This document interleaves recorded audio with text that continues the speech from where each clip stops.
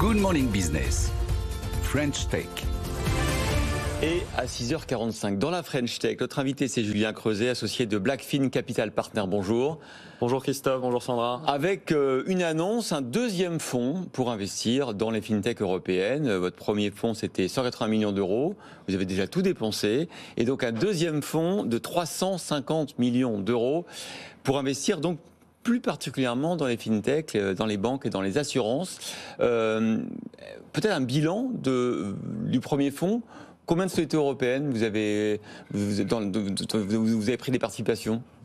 Oui, effectivement, donc on annonce aujourd'hui un fonds de 350 millions d'euros qui fait de nous le plus gros fonds européen dédié à la fintech. Il fait suite au fonds 1, qui était un fonds de 180 millions d'euros, donc deux fois le fonds 1. Fonds 1, c'est un fonds de 2018 qu'on a déployé dans 17 sociétés européennes avec un angle B2B. Et sur les 17, il y en a 7 qui sont basés en France. Quelques noms ? Alors, dans les françaises, on a Préto, qui est un acteur du courtage en crédit immobilier.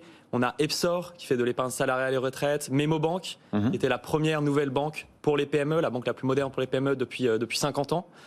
Descartes Underwriting, Agicap. Bon, pas encore de licorne, peut-être un centaure bientôt ? Alors bientôt des centaures, pas de licorne. Les licornes, il y a eu beaucoup d'excès dans les dernières années, mais sur l'angle B2B, on a des sociétés très solides qui se développent très bien, effectivement. Vous l'avez dit, le fonds Tech 1 datait de 2018. Depuis, le marché a énormément évolué. Quelles leçons vous tirez pour fonder celui-ci ?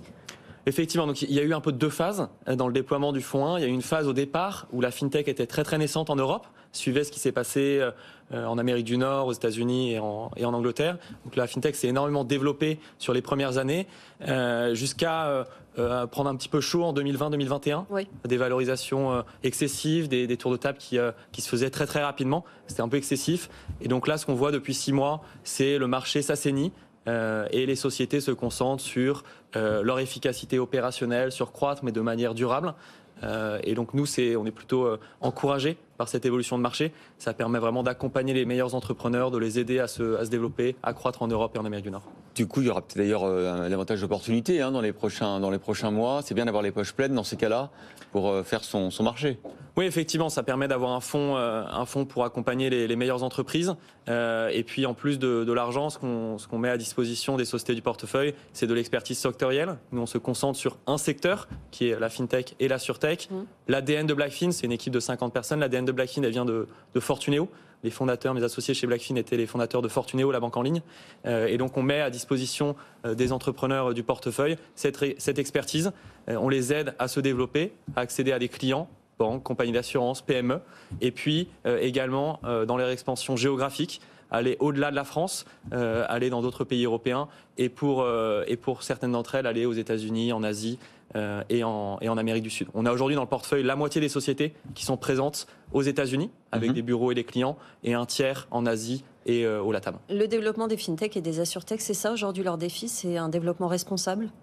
Alors, la dimension responsable, elle est évidemment de plus en plus forte. Il y a beaucoup de choses qui se passent autour de ça, même des thèses d'investissement dédiées aux responsables. On voit typiquement dans la gestion de portefeuille, dans la gestion d'actifs, la nécessité d'ajouter, parce que c'est demandé par les clients, d'ajouter des fonds qui sont vraiment à impact. Et donc ça, effectivement, c'est des choses qu'on voit, qu'on suit, avec des nouveaux fournisseurs de data, avec des sociétés qui créent vraiment des offres dédiées à des transitions énergétiques ou à l'impact positif.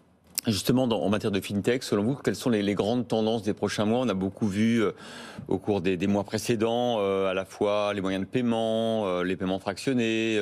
Pour vous, c'est quoi les prochaines grandes tendances ?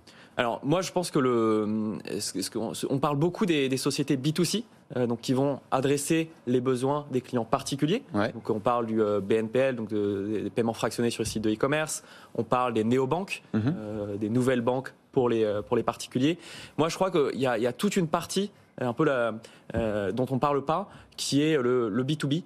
Donc c'est fournir des logiciels aux banques, aux compagnies d'assurance, aux PME. Pour se transformer, pour s'adapter, pour mieux répondre aux besoins de leurs clients à elles, pour mieux répondre aux exigences réglementaires qui sont de plus en plus fortes chaque année, et pour s'adapter aux nouvelles technologies, s'adapter à la blockchain, s'adapter à l'intelligence artificielle. Et donc toute cette partie B2B, on en parle peu, c'est plus de la moitié des financements, on en parle assez peu, mais pour moi c'est là où on crée les sociétés les plus solides, et l'Europe a vraiment une carte à jouer là-dessus. C'est ce que vous allez chercher, donc des briques qui vont être vendues en fait à d'autres sociétés du secteur, en quelque sorte. Exactement, des briques pour aider des banques, des compagnies d'assurance, des PME à mieux opérer. Donc un exemple, c'est Agicap dans le portefeuille, une société qui fait des logiciels de gestion de trésorerie, qui est maintenant le leader de la gestion de trésorerie pour les PME. Ça permet à une entreprise de mieux gérer sa trésorerie, et à partir de la gestion de la trésorerie, de mieux gérer son entreprise, de se développer plus rapidement. Donc ça, c'est typiquement des sociétés qui sont vendues, enfin des logiciels qui sont vendus avec des abonnements et qui fonctionnent. Le modèle de l'abonnement est effectivement en ce moment, notamment dans ce secteur, mais pas que, est un modèle qui a, d'abord parce que c'est des revenus récurrents. Ça rassure. Ça rassure, et que ça fait des futurs centaures, ça rassure aussi. Exactement. Vous avez vous avez financé avec le premier fonds 17 fintech, c'est ce que vous avez dit. Vous allez en faire combien là, avec le second, vous tablez sur combien d'entreprises? Donc 17 sociétés effectivement sur le fonds 1 qu'on commence à céder. On a eu un premier exit l'année dernière avec Fris, qui est une société qui fait de la détection de fraude pour les assureurs. Société néerlandaise qu'on a vendu un fonds qui s'appelle Axel KKR. Pour le fonds 2, on prévoit de faire 25 investissements, entre 20 et 25 investissements. Et à nouveau, ces 25-là, je pense qu'il y en aura une dizaine en France et le reste dans toute l'Europe.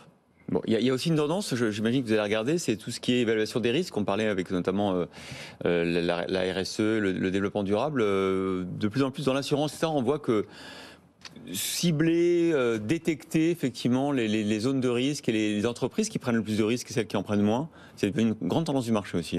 Effectivement, donc on a des sociétés dans ce domaine-là. Il y en a une qui est vraiment exceptionnelle en France qui s'appelle Accurate, qui est une société qui crée des logiciels pour les assureurs pour construire des modèles de risque et de prix.